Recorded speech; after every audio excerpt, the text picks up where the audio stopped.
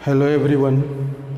आज के वीडियो में हम लोग कंक्रीट टेक्नोलॉजी के सेकंड यूनिट पे बात करेंगे, प्रॉपर्टीज़ ऑफ एग्रीगेट्स। अब एग्रीगेट्स बोले तो फाइन एग्रीगेट और कोर्स एग्रीगेट, ये दोनों एग्रीगेट के प्रॉपर्टीज़ पे हम लोग बात करेंगे। ये आपके बोर्ड पे ये प्रॉपर्टीज़ दिख रहा होगा, size, shape, surface texture, bulk density, strength, specific gravity, water absorption, surface moisture, soundness, ये सारा प्रॉपर्टीज़ जो है वो अकॉर्डिंग टू सिलेबस है। चलिए इस पे हम लोग वन बाय वन बात करते हैं। सबसे पहले साइज पे बात करते हैं। तो चलिए साइज पे बात करने से पहले हम ये ध्यान देते हैं कि हम यहाँ पे जो एग्रीगेट के बारे में रीड कर रहे हैं, क्यों कर रहे हैं? इसलिए कर रहे हैं क्योंकि कंक्रीट तैयार करने के लिए हमें एग्रीगेट चाहिए। ध्यान देना है आपको कि कंक्रीट तैयार करने के लिए क्या क्या चाहिए। सीमेंट चाहिए, एग्रीगेट चाहिए एंड वाटर चाहिए। ये 3 इंग्रेडिएंट्स चाहिए, जिसमें से सीमेंट के बारे में हम लोग पढ़ चुके हैं। अब एग्रीगेट्स के बारे में पढ़ना है, और एग्रीगेट्स में भी fine aggregate and coarse aggregate दोनों चाहिए। क्लियर? तो ये हमेशा जब भी रिलेट करना है तो कंक्रीट को लेते हुए रिलेट करना है। क्लियर? तो साइज, जब हम लोग कंक्रीट तैयार करते हैं तो उसमें कौन से साइज़ को प्रेफरेंस दिया जाता है, कौन से साइज़ को यूज किया जाता है कंक्रीट के लिए, उसका साइज़ क्या है? साइज़ के बारे में बोर्ड पे भी मेंशन है कि the size of aggregates used in concrete vary from 80 mm to 75 micron. Clear? ये वेरी कहाँ से कहाँ तक कर रहा है? 80 mm से 75 माइक्रोन तक। 75 माइक्रोन को हम लोग 0.075 मिलीमीटर भी पढ़ते हैं। ठीक है, ये इसका वेरिएशन है। अब इसमें से 2 एग्रीगेट हैं, हमारा coarse aggregate and fine aggregate. Coarse aggregate किसको कहते हैं? स्टोन को कहते हैं, जो हम लोग पत्थर यूज़ करते हैं, जिसको हम लोग गिट्टी भी कहते हैं। क्लियर? और हमारा फाइन एग्रीगेट सैंड है, सैंड को हम लोग बालू भी कहते हैं। क्लियर? अपने लैंग्वेज में। चलिए अब आगे one by one coarse aggregate का वेरिएशन वो कहाँ से कहाँ तक है। तो कोर्स एग्रीगेट जो है वो 80 mm से 4.75 mm तक वेरी कर रहा है। मतलब वैसा एग्रीगेट जो 80 mm से पास कर जाए और 4.75 mm पर रिटेन कर जाए, उस एग्रीगेट को हम लोग कोर्स एग्रीगेट कहेंगे। क्लियर? अब ये एग्रीगेट ऑब्टेन कहाँ से होता है? क्लियर? तो अगर हम नेचुरली देखें तो नेचुरल डिसइंटीग्रेशन ऑफ जो रॉक होता है, मतलब वो नेचुरली जो रॉक का टूटना होता है, टूट करके जो बनता है, उसको वो नेचुरली हमारा कोर्स एग्रीगेट मिल रहा है, ऑब्टेन हो रहा है। क्लियर? अगर आर्टिफिशियली देखें तो आर्टिफिशियली में क्या होता है? क्रशिंग ऑफ रॉक्स या क्रशिंग ऑफ ग्रेवल्स। रॉक को या ग्रेवल को हम लोग क्रश करके वहाँ से कोर्स एग्रीगेट को फाइंड आउट करते हैं, वहाँ से कोर्स एग्रीगेट का ऑब्टेन होता है। क्लियर? चलिए अब जैसे यहाँ बोर्ड पे आपके सारा मेंशन भी है कि coarse aggregates is material which passes through 80 mm sieve and retain on a 4.75 mm sieve. The aggregates are formed due to natural disintegration of rocks or by the artificial crushing of rocks or gravel. They derive many of their properties from the parent rocks. Clear? चलिए अब हम fine aggregate को देख लेते हैं कि fine aggregate कौन से साइज का एग्रीगेट को हम लोग फाइन एग्रीगेट कहते हैं। तो जो एग्रीगेट 4.75 mm सिप से पास कर जा रहा है और 75 माइक्रोन सिप पे रिटेन कर रहा है, इस एग्रीगेट को हम लोग फाइन एग्रीगेट कहते हैं। अब ये कैसे हमारा ऑब्टेन होता है? ये जो ऑब्टेन होता है ये भी उसी तरह से ऑब्टेन होता है जिस तरह से हम लोग कोर्स एग्रीगेट में पढ़ें कि नेचुरली अगर देखा जाए तो नेचुरल डिसइंटीग्रेशन ऑफ रॉक होता है, उसके द्वारा होता है, और आर्टिफिशियली देखा जाए तो आर्टिफिशियली क्रशिंग ऑफ रॉक्स होता है, उसके द्वारा ये हमारा फाइन एग्रीगेट ऑब्टेन होता है। क्लियर? जो आपके बोर्ड पे भी मेंशन है, एक बार इसको भी रीड कर लेते हैं कि fine aggregate is material which passes through 4.75 mm sieve and retain on 75 micron sieve. It may be one of the following types: natural sand, that is fine aggregate resulting from natural disintegration of rock and has been deposited by stream or glacial agencies. Crushed stone sand, that is fine aggregate produced by crushing hard stone. Clear? अब आगे आगे क्या है कि sand को कितने category में classify किया गया है, 3 कैटेगरी में किया गया है। पहला है हमारा कोर्स सैंड, सेकंड है मीडियम सैंड और थर्ड है फाइन सैंड। अब मतलब कितने रेंज वाले सैंड को हम कोर्स सैंड कहेंगे, कितने रेंज वाले को हम फाइन सैंड कहेंगे, कितने रेंज वाले को हम मीडियम सैंड कहेंगे। तो ये सारे जो सैंड को क्लासीफाई किया गया है अकॉर्डिंग टू साइज। जब हमारा साइज 4.75 mm से 2 mm के बीच में हो वो सैंड जो है कोर्स सैंड कहलाएगा, और 2 mm से 0.425 mm के बीच में हो वो सैंड हमारा मीडियम सैंड कहलाएगा, और जो सैंड 4.25 से 75 माइक्रोन या फिर 0.075 mm हो इस सैंड को हम लोग फाइन सैंड कहते हैं। क्लियर। अब आप ये कह सकते हैं कि कौन सा सिव है जो कि फाइन एग्रीगेट और कोर्स एग्रीगेट दोनों को डिफ्रेंशिएट करता है, दोनों को सेपरेट करता है। तो 4.75 mm सिव है जो कि फाइन एग्रीगेट और कोर्स एग्रीगेट दोनों को सेपरेट करता है। अगर 4.75 mm सिव पर जो एग्रीगेट रिटेन कर जाएगा वो हमारा कोर्स एग्रीगेट होगा, और जो पास कर जाएगा वो हमारा फाइन एग्रीगेट होगा। क्लियर। चलिए आगे देखते हैं। अब सेफ तो हमेशा याद रखना है, रिलेट करना है कि हम कंक्रीट, ये जो एग्रीगेट के बारे में पढ़ रहे हैं वो कंक्रीट को तैयार करने के लिए पढ़ रहे हैं, ठीक है। तो हमारा जो वर्केबिलिटी है कंक्रीट का और स्ट्रेंथ जो है ये दोनों शेप पे डिपेंड करता है। क्लियर। वर्केबिलिटी एंड स्ट्रेंथ दोनों शेप पे डिपेंड करता है, एग्रीगेट के शेप पे, ठीक है। तो यहाँ पे हम 2 एग्रीगेट हमें पढ़ना है, कोर्स एग्रीगेट और फाइन एग्रीगेट। तो फाइन एग्रीगेट क्या होता है, जब हम कंक्रीट को तैयार करते हैं तो फाइन एग्रीगेट का शेप जो होता है वह नेग्लेजिबल होता है। सिलेबस में हमें जो पढ़ना है, ठीक है, शेप फाइन एग्रीगेट का भी होता है, कोर्स एग्रीगेट का भी होता है। क्लियर। बट कंक्रीट तैयार करने के लिए फाइन एग्रीगेट का शेप नेग्लेजिबल होता है, इग्नोरेबल होता है, उसको इग्नोर कर देते हैं हम लोग। क्लियर। अब कोर्स एग्रीगेट में ये ध्यान देना है कि कौन सा एग्रीगेट जो है जिसके इस शेप का है तो उसके कारण वर्केबिलिटी क्या होगा कंक्रीट का। अगर शेप ऐसा है तो उसके कारण स्ट्रेंथ क्या होगा कंक्रीट का। क्लियर। यही पढ़ना है। अब यहाँ पे वर्केबिलिटी एक वर्ड आ रहा है, ये वर्केबिलिटी बोले तो मतलब हम उसको कहते हैं कि जब हमारा आसानी के साथ कंक्रीट प्लेस हो जाए, वर्क हो जाए, आसानी के साथ कंक्रीट को एक जगह से दूसरे जगह हम प्लेस कर ले, उसी को हम लोग वर्केबिलिटी कहते हैं। क्लियर। मतलब जब हम कॉलम के लिए, बीम के लिए या स्लैब के लिए कंक्रीट यूज़ कर रहे हैं तो वहाँ आसानी के साथ बिना वाइब्रेटर के, बिना कॉम्पैक्शन के सेटल कर जाए कंक्रीट। क्लियर। तो मतलब वहाँ पे आसान हो रहा है, वहाँ वाइब्रेटर भी यूज़ नहीं कर रहे हैं, रॉड भी यूज़ नहीं कर रहे हैं, हैमर भी यूज़ नहीं कर रहे हैं कॉम्पैक्ट करने के लिए, तो इसी को हम लोग कहते हैं वर्केबिलिटी। क्लियर। और स्ट्रेंथ तो आप जानते ही हैं। चलिए अब आगे देखते हैं हम लोग कि कौन कौन सा शेप है एग्रीगेट का जिसके बारे में हम लोगों को रीड करना है। तो हमारा राउंडेड शेप है, इरेगुलर शेप है और एंगुलर शेप है, फ्लैकी एग्रीगेट है और लास्ट है इलोंगेटेड एग्रीगेट। ये 5 एग्रीगेट है, 5 शेप वाला एग्रीगेट है जिसके बारे में हम लोगों को रीड करना है। चलिए देख लेते हैं, बोर्ड पे देख लीजिए आप। ये 5 है राउंडेड एग्रीगेट जो मैंने सारे का नाम ले चुका हूँ। अब आगे देखते हैं 1 बाय 1 इसको डिफाइन करते हैं कि राउंडेड एग्रीगेट क्या है, राउंडेड एग्रीगेट कहाँ पाया जाता है।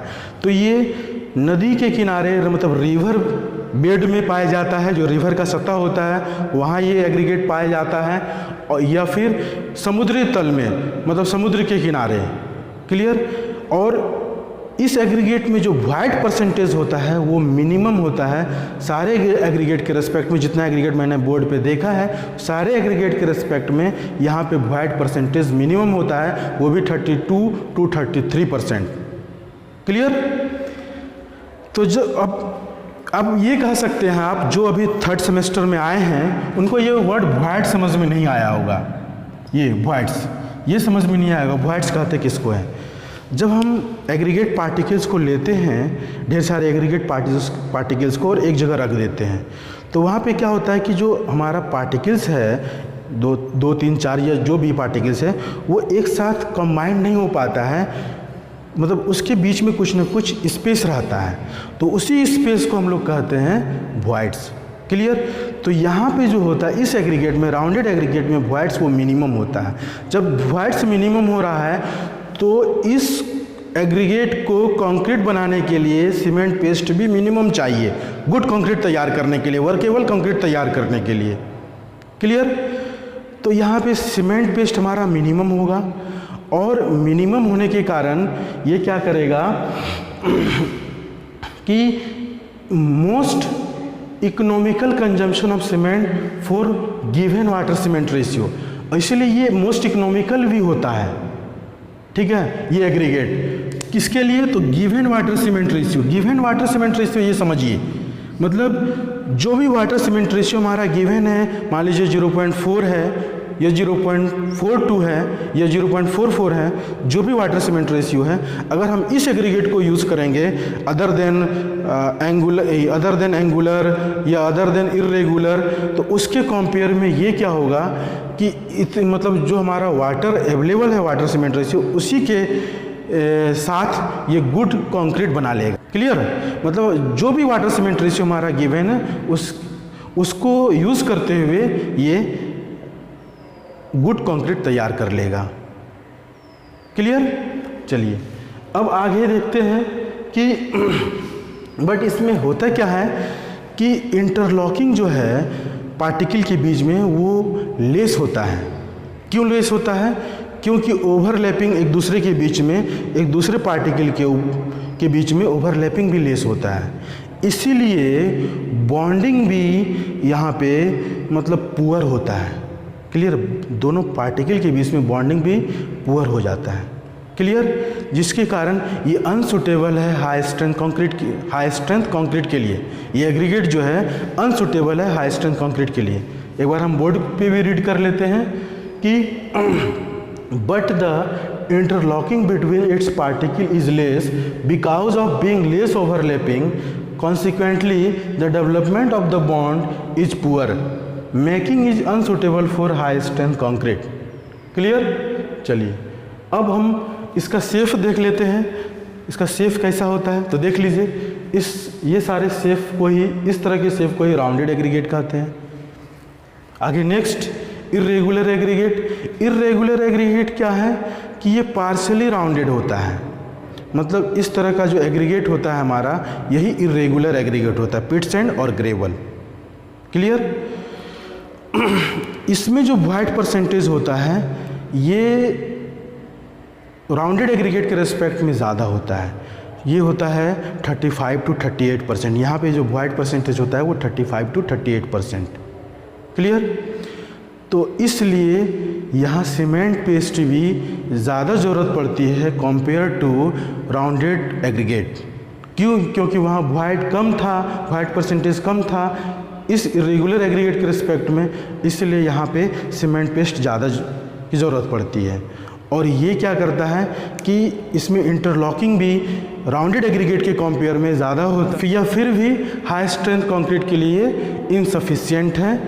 ठीक है? चलिए इसको हम लोग एक बार रीड भी कर लेते हैं कि the irregular aggregate pit sand and gravel is partially rounded, voids ranging from 35 to 38%. It requires more cement paste for a given workability.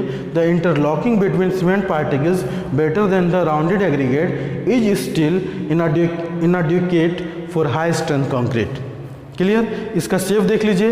इस तरह के सेफ को हम लोग इरेगुलर एग्रीगेट कहते हैं। चलिए आगे है एंगुलर एग्रीगेट। अब हम लोग बात करते हैं एंगुलर एग्रीगेट के बारे में। एंगुलर एग्रीगेट का जो शेप होता है वो शार्प होता है, एंगुलर होता है और रफ होता है। क्लियर? इसमें जो है इस एग्रीगेट में वाइट परसेंटेज सारे एग्रीगेट से सबसे ज़्यादा होता है 38 to 40%। तो इसमें जब वाइट परसेंटेज ज़्यादा हो रहा है तो इसको सीमेंट पेस्ट भी ज़्यादा चाहिए वर्केबल कंक्रीट के लिए, गुड कंक्रीट के लिए। क्लियर? तो इसमें सीमेंट पेस्ट भी ज़्यादा मौजूद रहता है। तो जब सीमेंट पेस्ट भी ज़्यादा मौजूद रहता है तो ये गुड कंक्रीट तैयार करता है। क्लियर? और इसमें इस एग्रीगेट में इंटरलॉकिंग भी सारे एग्रीगेट के कंपेयर में ज़्यादा होता है। क्यों इंटरलॉकिंग ज़्यादा होता है? क्योंकि ओवरलैपिंग जो है एग्रीगेट का पार्टिकल्स का वो ज़्यादा होता है और इसलिए ये बॉन्डिंग भी जो है वो मतलब मोस्ट बॉन्डिंग ये डेवलप कराता है। क्लियर? मतलब बॉन्डिंग भी सबसे ज़्यादा होता है इस एग्रीगेट में। क्लियर? चलिए अब ये क्या है कि ये हाई स्ट्रेंथ कंक्रीट भी डेवलप कराता है, मतलब मोस्ट सुटेबल है हाई स्ट्रेंथ कंक्रीट के लिए ये एग्रीगेट।